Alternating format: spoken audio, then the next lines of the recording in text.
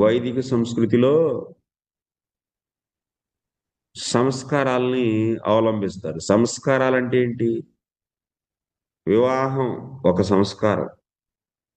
ఆ తర్వాత గర్భాధాన సంస్కారం. అంటే ఒక వ్యక్తి సంతానాన్ని కనాలి అంటే అలా ఇష్టం వచ్చినట్లు కలిస్తే సంతానం వచ్చేది ఎవరొస్తారు? రాక్షసులొస్తారు. రాక్షసులు. రాక్షసులు పుడతారు. ఇంద్రియ తృప్తి కోసం కామంతో గనక సంభోగం చేస్తే పతిపత్నులు వాళ్ళకు పుట్టేటువంటి పిల్లలు విపరీతమైనటువంటి భావాలు కలిగిన వాళ్ళు.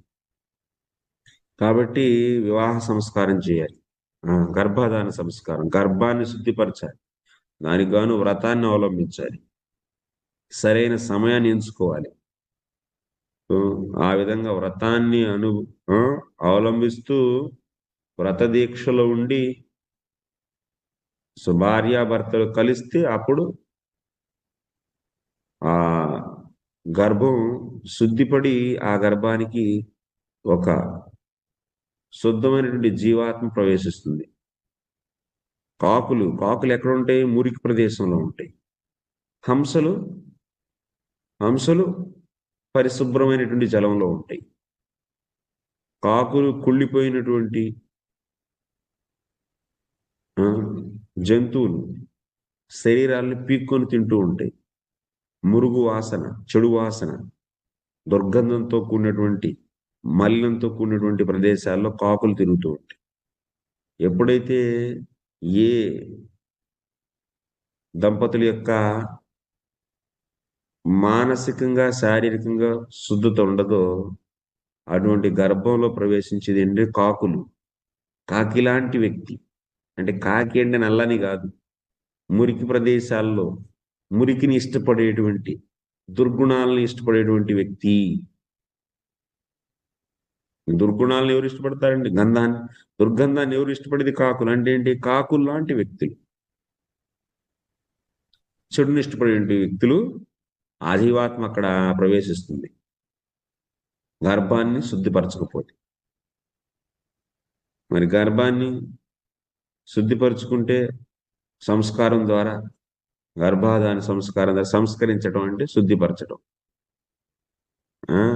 గర్భాధాన సంస్కారం ద్వారా గర్భాన్ని సంస్కరించితే ఆ శుద్ధమైనటువంటి ఆ గర్భంలోకి ప్రవేశించేటువంటి జీవాత్మ హంసలు, పరమహంసలు పరమహంసలు ప్రవేశిస్తారు. అర్థమవుతుందా? సో వివాహ సంస్కారం, జాతకర్మ సంస్కారం, కరణభేద సంస్కారం, ఆ తర్వాత ఉపనయన సంస్కారం, తర్వాత విద్యారంభ సంస్కారం, ఆ తర్వాత స్నాతకోత్తర సంస్కారం, ఆ తర్వాత వివాహ సంస్కారం. ఇలా సంస్కారాలు ఒక వ్యక్తి జీవితంలో పలు అవస్థల్లో రకరకాల సంస్కారాలను చేయాలి.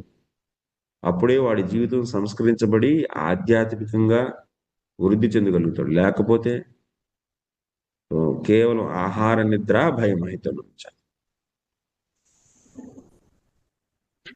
మరి ఉపనయన సంస్కారం తర్వాత వేదాభ్యాస సంస్కారం అంటే విద్యారంభ సంస్కారం. ఉపనయన సంస్కారం జరిగిన తర్వాత చేయాల్సిందేంటి?